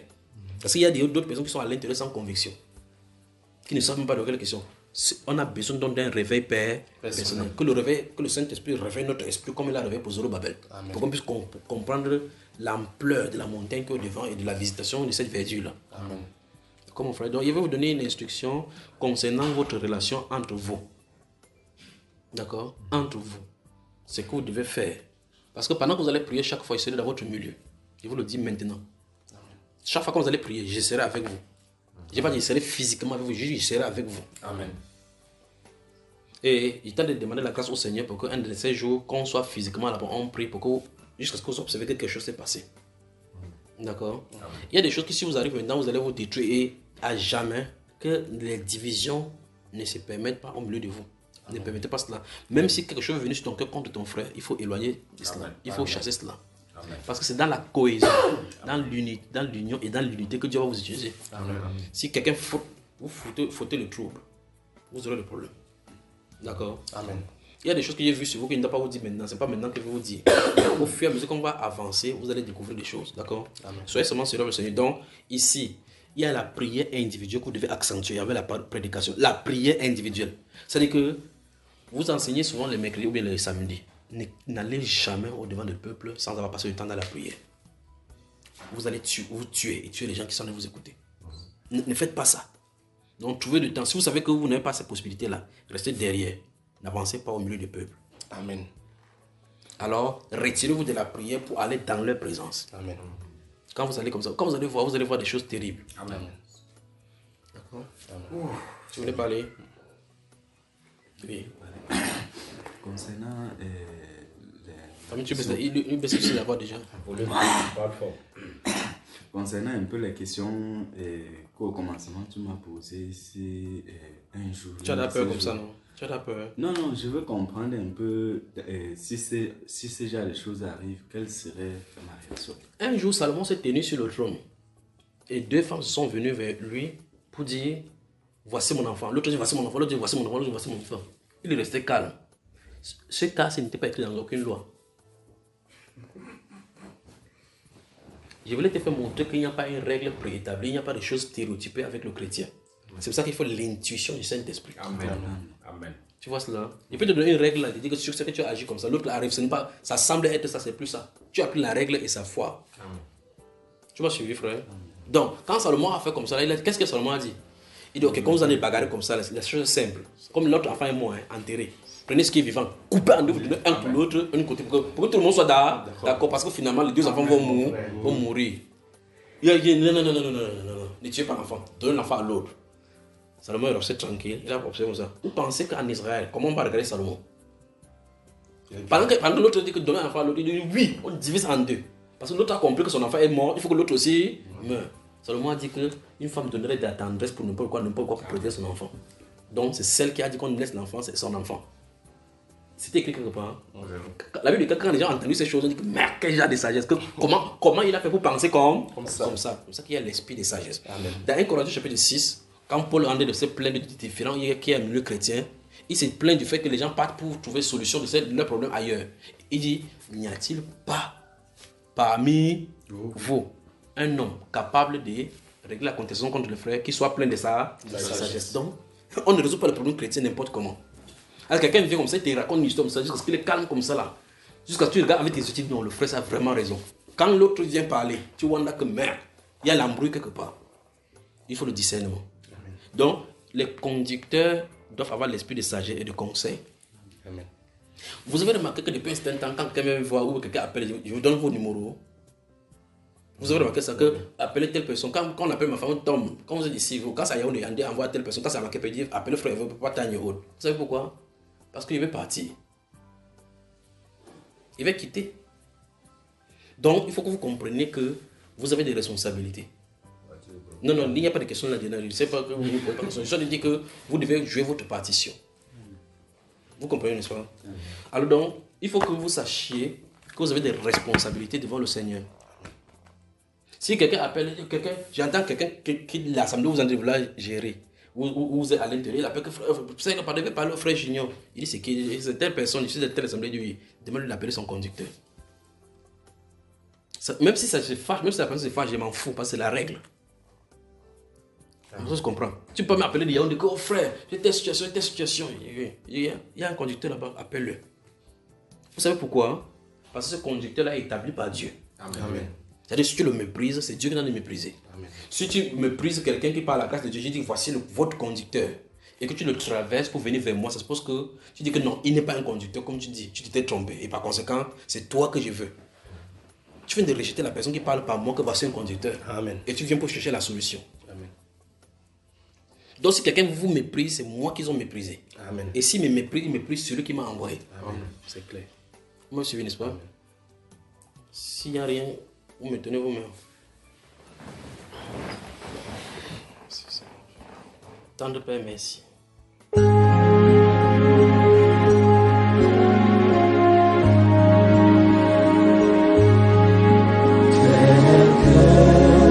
Je suis sans rien à moi, sinon ton sang. Merci pour moi et ta voix qui m'appelle à toi, agneau de Dieu. Je viens,